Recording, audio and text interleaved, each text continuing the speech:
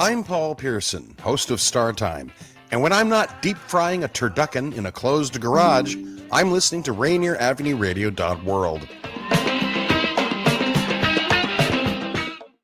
Are you a small business owner in Seattle who was impacted by COVID-19? The Seattle Office of Economic Development is investing $8 million to connect small businesses to operating capital. The Small Business Capital Access Program will lower the cost of Washington State Small Business Flex Fund loans by paying down 25% of the loan principal. Eligible small businesses can borrow up to $150,000 with a 4% interest rate to cover expenses like payroll, rent, utilities, and supplies. Rainier Avenue Radio presents All Music, All Day Saturday. Music, All Day Saturday. This is Edwin Bailey, Bulldog Blue. Jazz from the Cabinets. That's right. It's time once again for Jazz from the Cabinets with Big Poppy. Star Time. Thanks for tuning in. My name is Paul Pearson. This is Star Time. Saturdays, all music, all day. Reggae Hour. K-Fox Night. Looking for the perfect beat? Yeah, it's the beat of the Fox. Fresh Juice with D-Money in there. Myself, D-Money. Nice Ice Patron. Taylor Hart. This is Spencia, the Northwest Rap Gang. DJ Medina, Chad Cheddar, Northwest Rap Gang. Sergio Lacour's Love Line. It's Sergio's Love Lines with Sergio LaCour. Go to the phone lines. Hello, who we just Sea Monster Radio. Mo Jams. It's your jam. We're live. Welcome to Mojo Mondays. This is KZ of KZ Music Media. Caller Goddess for Mojo Mondays. Just my opinion. God is inspiration. Music. All day and all night. Saturdays. Rainier Avenue Radio. September 20th is National Voter Registration Day, and the Coalition of Black Trade Unionists, along with the Seattle King County NAACP and other organizations, are hosting a voter registration drive on Tuesday, September 20th, 2022, and 3:30 to 7 p.m. at the Rainier Beach Plaza on Rainier and Henderson, just outside the Rainier Beach Community Center. And of course, Rainier Avenue Radio will be there to broadcast live. The National Coalition of Black Trade Unionists and the Seattle King County NAACP wants to make sure everyone has the opportunity to vote. Join us Tuesday, September 20th from 3:30 to 7 p.m. from the Rainier Beach Plaza.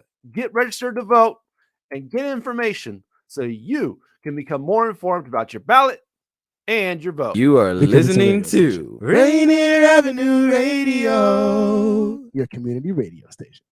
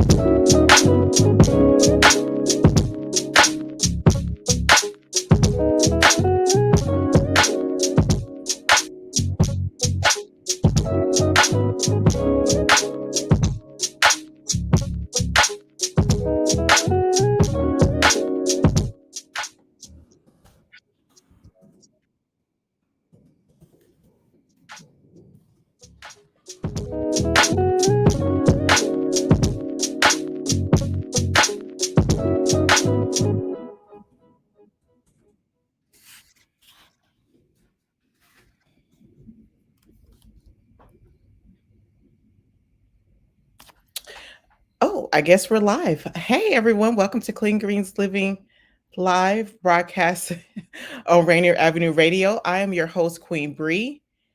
And we at Clean Greens, we acknowledge that we are on traditional land of the first people of Seattle, the Coastal Salish people, past, present, and honor with gratitude the land itself and the Duwamish, Suquamish, Nisquamish, Snoqualmie, Muckleshoot tribes, Nisqually, Snoqualmie, Muckleshoot tribes.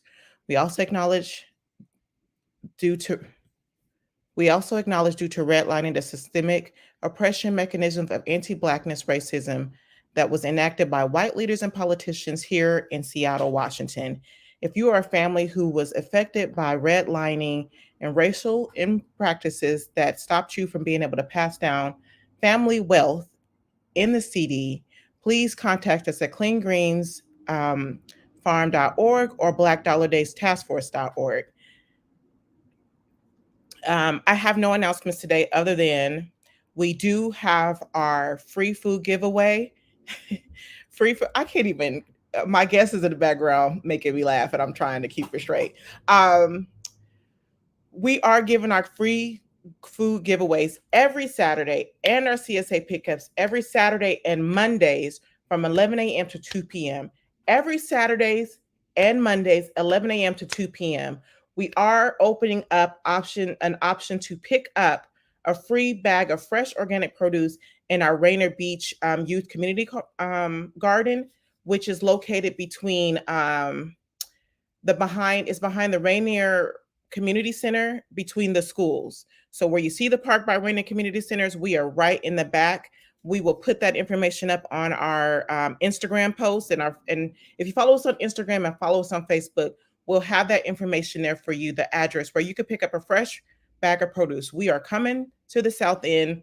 So you have our normal area, which is 116 21st Avenue every Mondays and Saturdays. And then we also have a Saturday pickup at our Rainier Beach area. Other than that, that is all the announcements we have for today. I just want to give my guests more time to talk about their organization. Today, we welcome back our good friend, Deontay. He always keeps a smile on your face, always keeps us laughing, and he is about the community. When I tell you he's about the community, everything he's involved in is making sure that he is not only bettering himself, but he is bettering us as a community. So everyone, welcome on Deontay, who will be coming to talk to us about Vocal Washington. Welcome, Deontay. Hi, how are you? You're on mute. Oh, no, you're not. My computer's on mute. There we go. Can you hear me now? I can hear you now. Okay, awesome. Hello, Bree. Hey, Bree. Hey, Vocal Washington. I promise you that it gets better. I'm a little off today. No, you are great. Janet said I look just like Zoe today. You really do. You really do. Shout out to Zoe. So Deontay, hey, okay. I love having you on this show. I love having you in my life because you not only bring joy to my life, you keep me laughing. Like me and my mom was like, every time you're around, we immediately, as soon as you get around, we start laughing. But what I love about you is that you are out here in the community and you are not only making sure we know what's going on, you even talk to the kids and you talk to them like they adults. Yeah. And make sure that they are getting out here and being advocates. Yeah. So thank you for coming on the show and taking time to tell us what you are working on now. I know that you are working with Vocal Washington. And for those of us who don't know what Vocal Washington is, can you just give us a background on what Vocal Washington is? Yeah, so Vocal Washington is the voices of community activists and leaders. It first got started in New York, right? So Vocal New York. We also just started Vocal Kentucky, but we came a couple of years ago. And the main goal is just to advocate for those, being the voice for the voiceless. And, and shout out to some of our founding members, such as like Tunda and Tony Radovich and others. Because when it comes down to it, we can't just talk about housing and just house people, right? We have to have more conversations on the systemic parts that have deepened our levels of getting to where we need to go. So we're talking about substance use. We're talking about people living with HIV. This position as a community organizer is to try to create more community conversations and more spaces for people to come hither, right? Mm-hmm. We are just now getting out of the pandemic. We're just now trying to figure it out. And still, HIV is still one of those leading causes of death for Black and brown males, right? Queer males, right?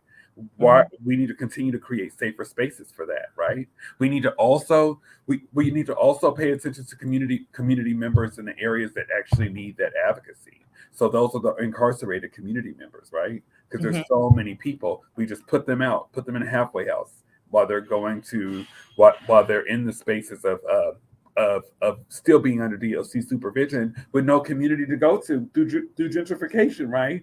Mm-hmm. So how are we actually able to give them access, right? What Vocal is doing is creating a platform to not just have conversations with people working from like DOC or Department of Health. We want to bring those people with those lived experience front and center to those rooms, right? Yeah. And also a space and a platform to uplift whatever voice they have. I don't care if it doesn't matter to me if they want to sell baked goods on the streets. It doesn't matter if they want to do a poetry slam. I want to be able to help them find the wellness within them so community members can actually really know how to advocate and protect those community members.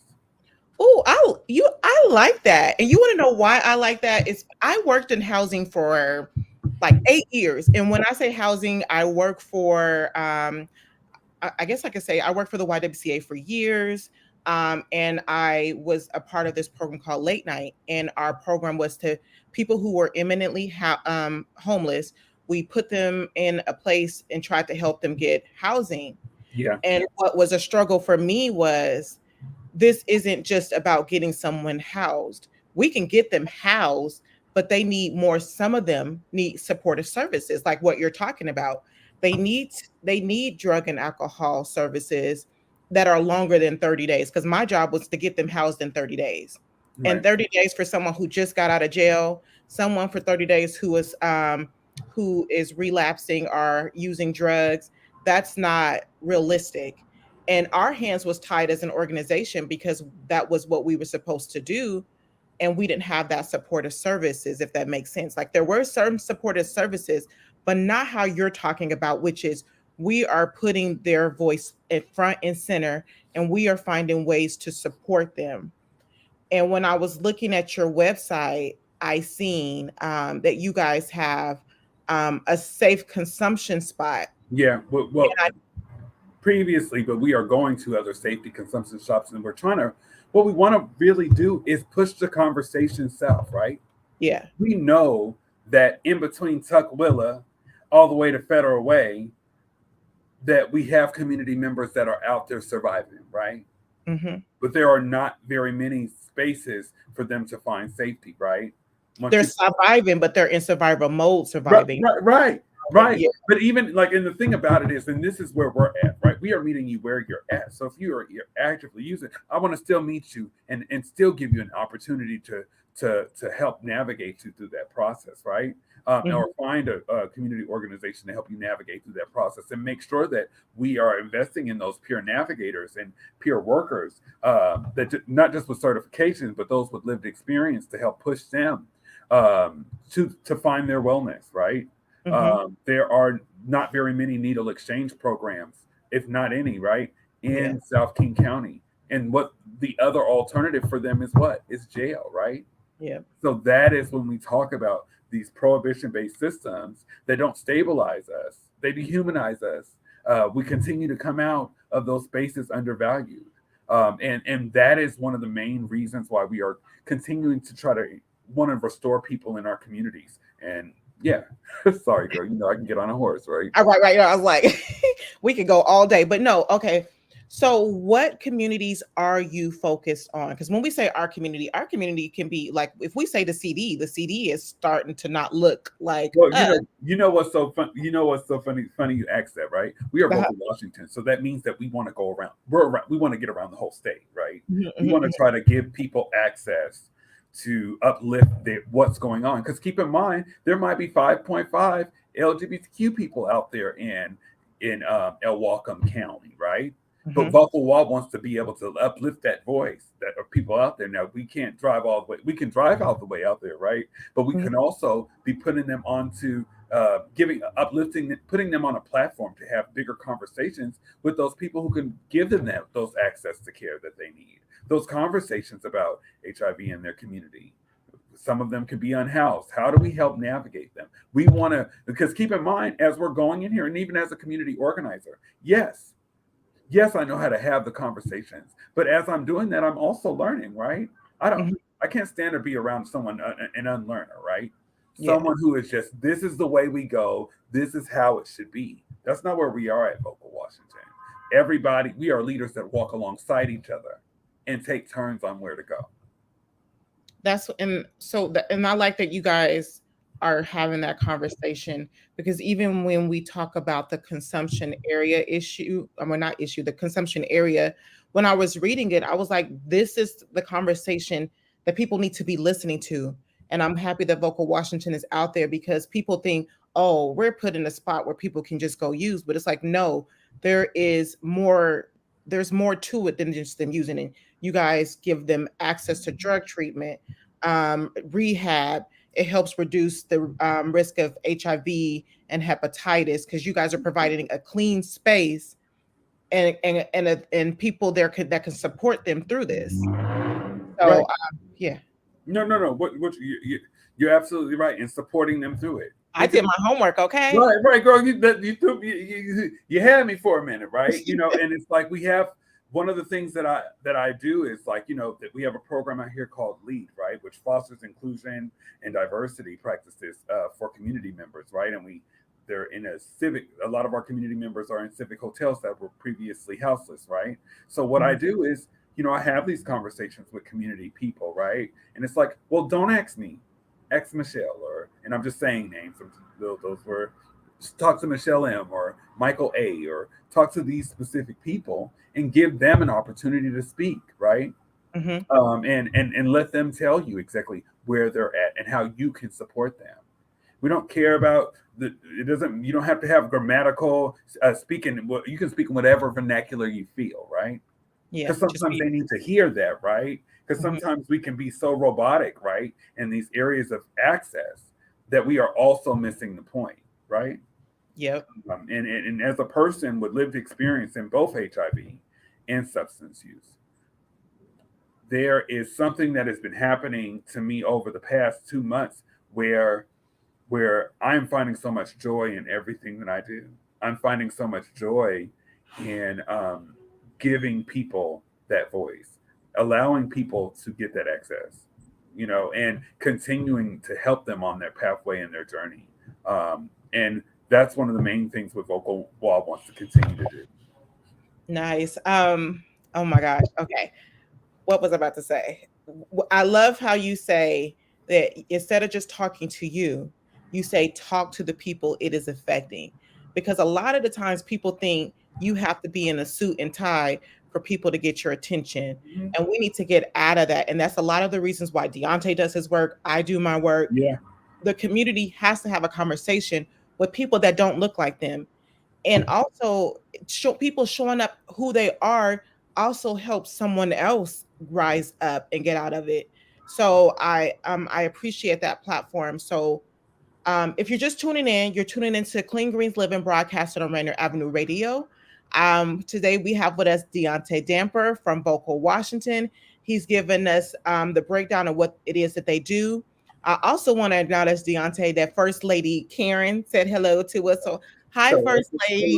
Hello, First Lady. I just gave her the biggest hug on Sunday, because I think that one of the things that I love about her is her testimony, right? Mm-hmm. Has helped a lot of our community members that have been in those spaces of health disparities, and she has came to groups, and that's part of the work that Vocal is doing, creating spaces for people of our community to come in and say, you have a space here. And I love my First Lady.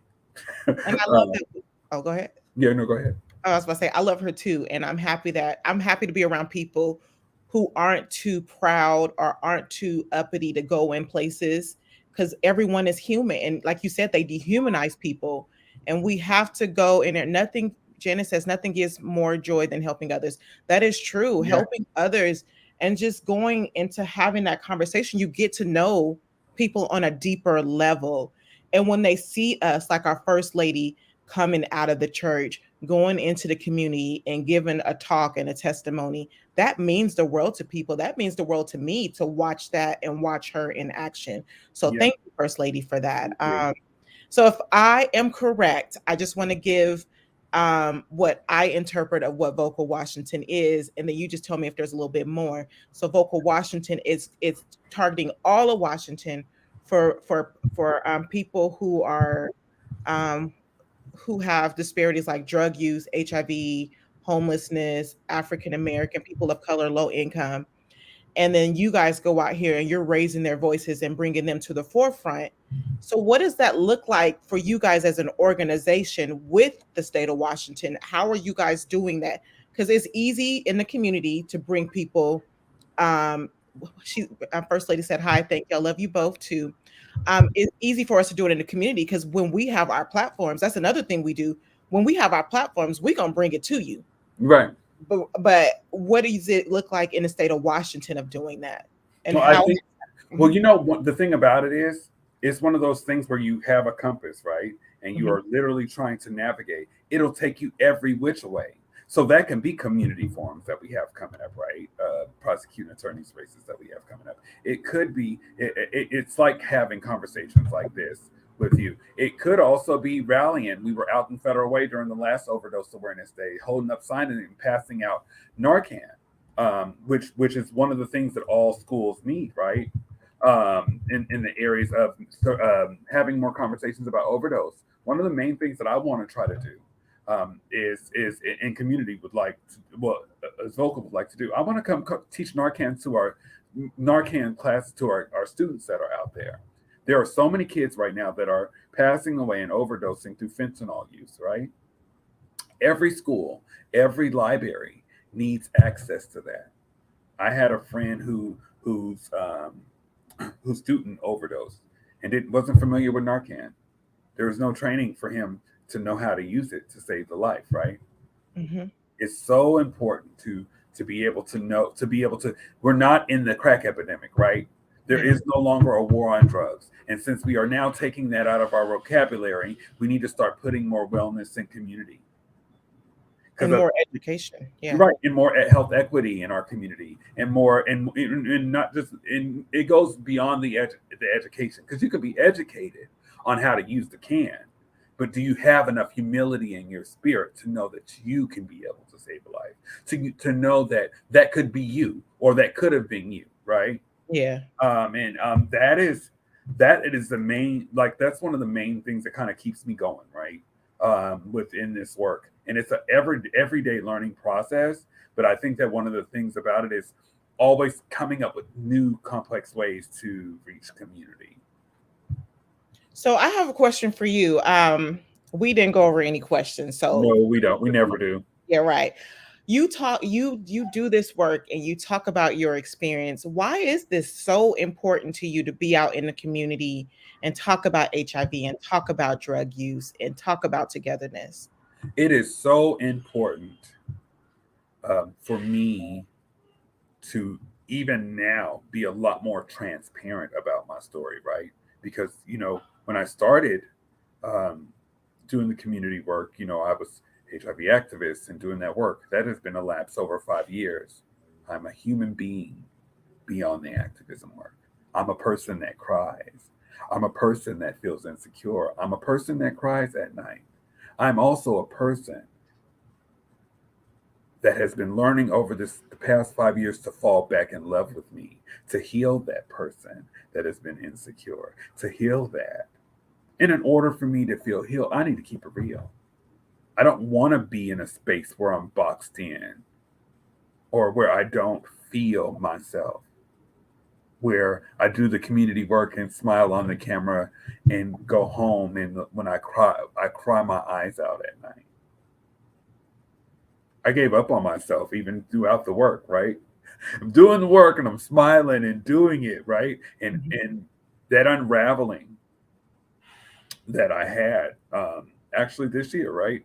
That I had this year was that it was such a bad thing, my friends seen, right? But at the same time, it just needed to happen, because what is coming out of this now is so much joy.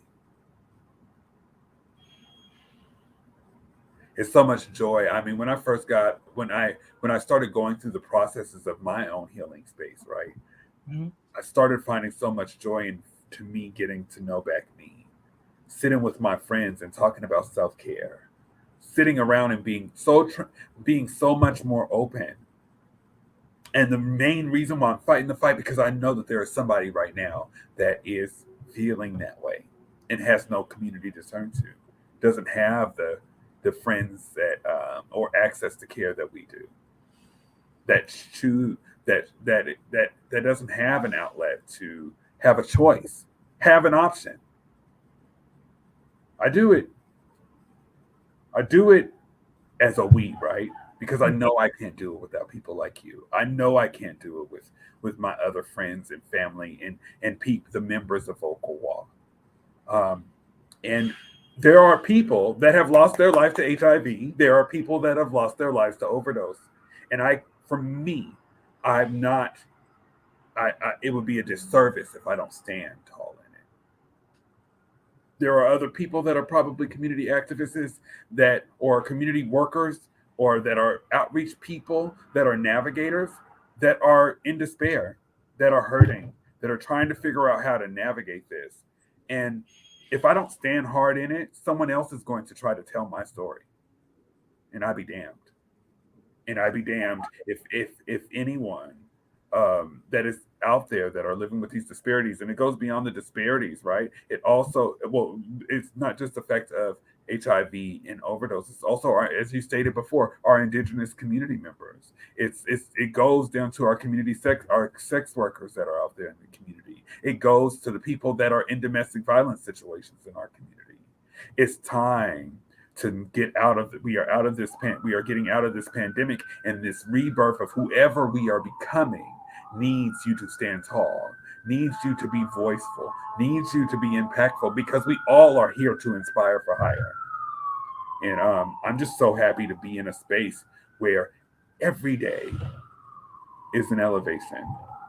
And working with this organization and helping community members find their voice in it is exactly...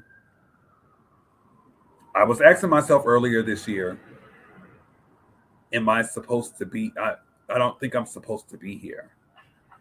But God told me I'm supposed to be here and some. And that's like having this conversation with you and having this conversation with community and not feeling, oh, should I say, or what should I? No. This is the prime example of what Vocal does for community, and no different from what Green Greens does for community too. I appreciate all that you just said. And with that, I want to ask, I like to ask the guests, because, Clean Greens, we're talking about health, we're talking about mental health, everything community, everything that we go through as a Black community that we don't really talk about. And you are all these things in the community, and you went through this. How are you showing up for yourself now? And I love that word. Deontay taught me that word. How are we showing up for ourselves doing the work? Yeah. I think for me is really taking that time, right? Mm-hmm. Taking that time to just relax. I go to my friend. I have a friend that lives around the corner, and I go to their house and I sit there and I just relax. Like this past weekend, I had signed up for some things that I was supposed to do in that space, but no, take the time to relax. And that relaxing I've actually been walking a lot lately. So that's one thing, now don't get it twisted. I ain't out there exercising, but I'm walking. I guess it's a form, but it's that. It's also contacting my friends and like, let's take the surface out, right? How are you? Oh, that's what's going on. Oh, and keep in mind, I'll say it once, say it again. And I mean, I know I'm with Vocal Washington, but I'm also the vice president of WA Therapy Fund, which also funds for therapy. So talking to my therapist has been an amazing experience of navigating my thought process on how to show up. So and take care of myself, and making sure that I'm taking that time to take care of myself. And going to church. Amen. Hey, Pastor Jeffrey. Hey, Pastor Jeffrey. Yeah. So how can people show up for your organization? How can we get involved? Yes. So I put Vocal Washington. I'm going to put it down in the chat. We are looking for new members. We want to hear what you need, right? We are talking to people out there that are part of those spaces where you need that funding, where you need this access. And we are here to help you figure that out. But what we want to help you do is come and become a member, because there's more that we can be able to help navigate for you. And we want to be that assistance. Shout out to my wonderful director, Malika Lamont. Hey, what you said, Malika? Yeah. Hey, Malika. Thank you for taking this time to talk to us about Vocal Washington. I am happy that you guys are out here doing this work because it really is. There's, and when I used to work in housing, I used to tell my clients all the time, there are people making decisions about your life that hasn't lived your life, and you need to get involved. You need to be aware. I am here to help you, but there's only so much a housing case manager can do. And so it's nice to know that Washington Therapy is out there. It's nice to know that Washington Vocals out there. I don't know, Deontay, you are meant to be here, because how are you finding all these places that is for the community that's showing up? So I'm glad that you have been doing the work and that you're still here with us and that you are taking time to relax. It is okay for people of color, people, low income families. It is okay for you to take time to relax and show up for yourself. They always say you can't pour from an empty glass, and it is so true. Right. And it's our time. I want to thank you, Deontay, for coming here. Thank you for Vocal Washington for allowing this space for us to learn more about you guys. Everyone have a good day. Yes. Have a good one.